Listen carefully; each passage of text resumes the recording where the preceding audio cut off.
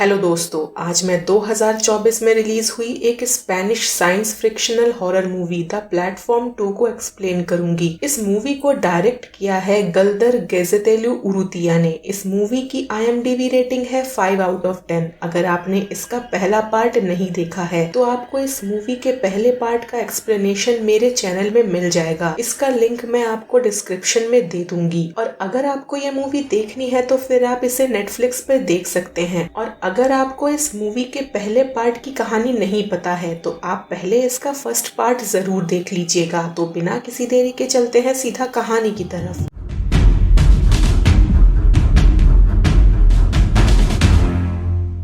तो कहानी के शुरुआत में हम कुछ बच्चों को देख पाते हैं जो कि एक पिरामिड के चारों ओर खेल रहे थे। उसके बाद हम कुछ कैंडिडेट्स को देखते हैं जो कि उस पिट के अंदर जाने से पहले अपने साथ ले जाने वाली एकमात्र चीज और अपनी पसंदीदा डिश का नाम बता रहे थे अपने इंटरव्यू में। तो मैं यहाँ पहले इस पिट के बारे में कुछ डिटेल्स बता दूं। ये एक काइंड ऑफ जेल था जहाँ लोग अपने मर्जी से अपनी किसी आदत को छोड़ने या फिर अपने गिल्ट से निकलने आते थे, या फिर वो सच में किसी चीज की सजा के वजह से वहाँ फंसे थे। यहाँ पे आने से पहले सबसे उनकी एक पसंदीदा डिश के बारे में पूछा जाता था और उन्हें अपने साथ अपनी पसंदीदा कोई भी एक चीज ले जाना अलाउ था। इस पिट में 333 लेवल्स थे और यहाँ पे एक प्लेटफॉर्म के जरिए खाना हर एक लेवल्स पे पहुँचाया जाता था। ये प्लेटफॉर्म हर एक लेवल पे 2 मिनट के लिए रुकता था और इतने ही टाइम के अंदर कैंडिडेट्स को जितना हो सके उतना खाना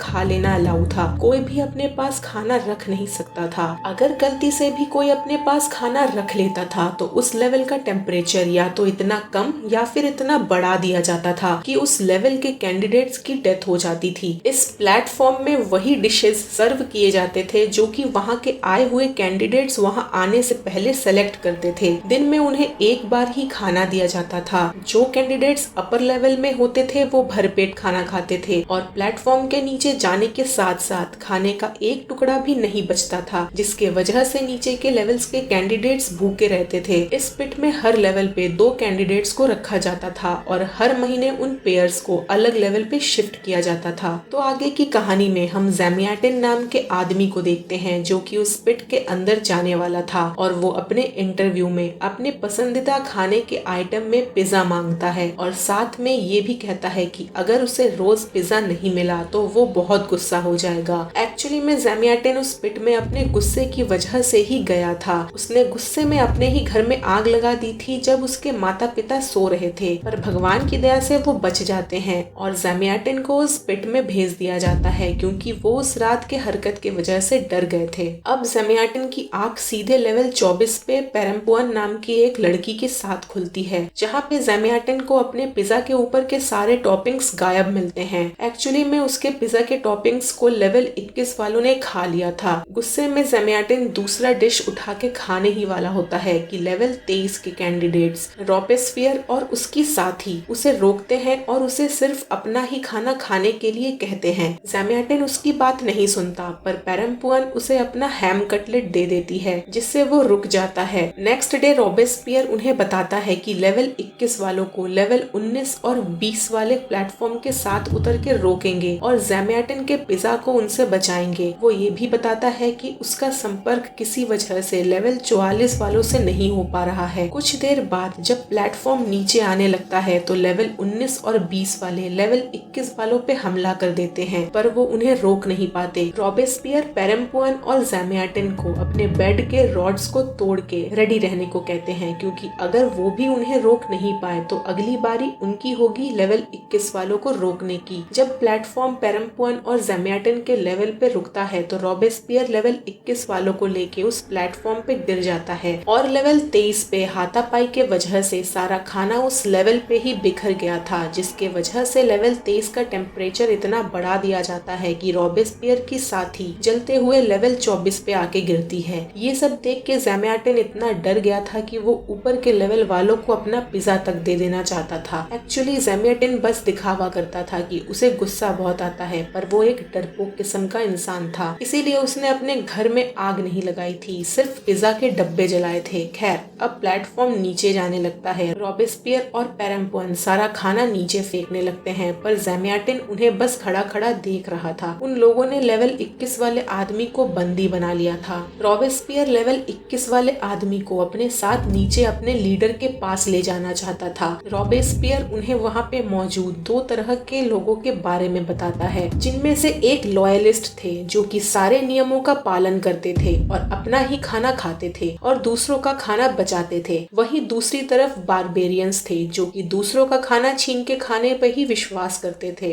वो उन्हें अपने मसीहा के बारे में भी बताता है जो कि उनके आने से बहुत पहले यहाँ पे थे और उन्होंने जिंदा रहने के लिए अपने पैर का मांस काट के दूसरों को खिलाया था और खुद भी खाया था। तब से कुछ लोगों ने उन्हें फॉलो करना स्टार्ट किया और वो अब यहाँ पे वही संदेश फैलाना चाहते थे। इसके बाद रॉबेस्पियर अपने ही साथी के बॉडी को नीचे फेंक देता है, ये कह के कि उनके नियम के अनुसार इंसान को इंसान का मांस खाना वर्जित है। दूसरे दिन रॉबेस्पियर पेरम्पुअन और ज़ैमियाटिन को बताता है कि नियम के अनुसार उन्हें रोज उन सभी का खाना फेंकना होगा जो उनसे ऊपर के लेवल्स में थे और अब वो मर चुके हैं। सच में ये एक बेकार का नियम था। उस खाने को वो सब भी खा सकते थे या फिर अगर वो खाना नीचे के लेवल्स में जाता तो शायद किसी का पेट भर सकता था, पर रॉबेस्पियर का कहना था कि इस खाने से कुछ लोगों का ही भला हो सकता है, सबका नहीं। और वो ये भी कहता है कि तुम अपने साथियों के मौत से फायदा नहीं उठा सकते। सच में ये नियम कुछ ज्यादा ही बकवास था। मेरे हिसाब से लॉयलिस्ट बिना कुछ समझे ही इन नियमों को फॉलो कर रहे थे। रॉबेस्पियर अब लेवल 21 वाले आदमी को लेके नीचे चला जाता है। आगे पेरम्पुअन और ज़ैमियाटिन बचे हुए पूरे महीने उस नियम को फॉलो करते हैं। अब पेरम्पुअन और ज़ैमियाटिन एक दूसरे के काफी करीब आ चुके थे। ज़ैमियाटिन पेरम्पुअन को अपनी स्टोरी बताता है कि वो एक मैथमेटिशियन था, पर उसने एक रिसर्च के वजह से अपने परिवार को छोड़ दिया और अपने माता पिता के पास चला गया। एक्चुअली ज़ैमियाटिन -1 के स्क्वायर रूट का सोल्यूशन ढूंढ रहा था, पर जब उसे पता चला कि इसका सोल्यूशन एक इमेजिनरी नंबर है तो उसका भरोसा सबसे हट गया और वो अपनी नौकरी और परिवार को छोड़ के चला गया। ज़ैमियाटिन का मानना था कि काल्पनिक चीजों का कोई महत्व नहीं होता। खैर, तभी सबको न्यूज मिलती है कि उस महीने का खाना लेवल 175 तक पहुंच गया है। पेरम्पुअन और ज़ैमियाटिन बाकी सभी मेंबर्स की तरह डांस करते हैं क्योंकि वो रात उस लेवल पे उनकी आखिरी रात थी। अगले दिन उनकी आंख 180 लेवल पे खुलती है जहाँ पे खाने का एक टुकड़ा भी नहीं पहुँचता था।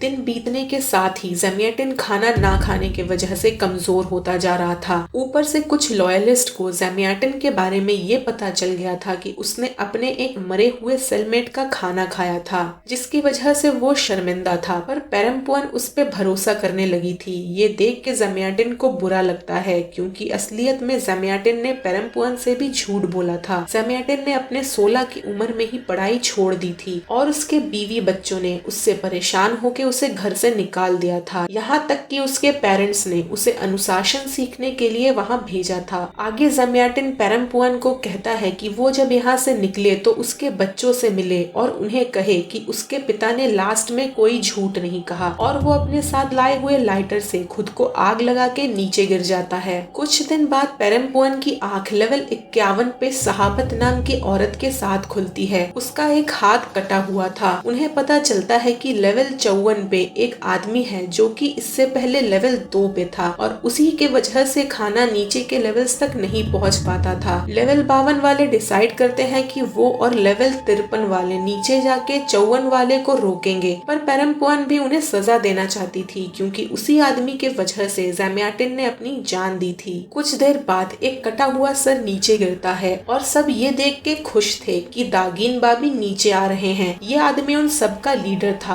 और वो उन सबको सजा देता था जो नियम का पालन नहीं करते थे। सहाबत दागिन बाबी का नाम सुनते ही डर जाती है और प्लेटफॉर्म उसके लेवल पे पहुंचते ही वो प्लेटफॉर्म के साथ नीचे उतर के लेवल 54 के लोगों को सजा देने निकल पड़ती है। उसे देख के पेरम्पुअन भी उसके साथ नीचे उतरती है। लेवल 52 से वो एक आदमी को अपने साथ ले लेते हैं और 53 के दोनों मेंबर साथ में आ जाते हैं। अब वो 5 मिलके 54 लेवल पे उतर के उस आदमी से लड़ते हैं। हाथापाई में वो एक एक करके नीचे के लेवल्स पे गिरते जाते हैं। पेरम्पुअन से वो आदमी अपनी जान बख्शने को कहता है क्योंकि उसने ऐसा जानबूझ के नहीं किया था। वो 1.5 साल से वहाँ फंसा हुआ था। ये सुन के पेरम्पुअन उसे जाने देती है, पर पेरम्पुअन और सहाबत एक ऑटिस्टिक लड़के के साथ लेवल 55 पे थे, जहाँ पे सहाबत उसे अपनी स्टोरी सुनाती है कि कैसे उसने और उसके सेलमेट ने हमेशा नियम को माना और जरूरत पड़ने पे नीचे उतर के मदद भी की। एक दिन उन लोगों ने एक मरते हुए आदमी को किसी और का बचा हुआ खाना खिला दिया, जिसके इंसाफ के लिए दागिन बाबी ने सहाबत के सेलमेट को नंगा करके प्लेटफॉर्म पे बांध दिया ताकि उसे नीचे के लेवल्स पे लोग खा सके, और सहाबत को ये सब देखने पे मजबूर किया। सहाबत का हाथ भी दागिन बाबी ने ही कटवाया था। सहाबत आगे बताती है कि हर महीने के लास्ट में उन सबको बेहोश कर दिया जाता है ताकि वो लोग उनका सेल चेंज कर सके। वही टाइम है यहाँ से भागने का, क्योंकि यहाँ पे आया हुआ कोई भी इंसान बाहर नहीं निकल सकता। दागिन बाबी भी धीरे धीरे नीचे आ रहा था, इसीलिए वो डिसाइड करते हैं कि वो नीचे जाएंगे, पर दागिन बाबी वहाँ पहुँच चुका था और क्योंकि उन लोगों ने नियम तोड़ा था वो उन्हें सजा देने आया था। सहाबत और पेरम्पुआन की बारी नहीं थी नीचे जाने की, पर फिर भी वो नीचे गई, और जिन लोगों की बारी थी नीचे जाने की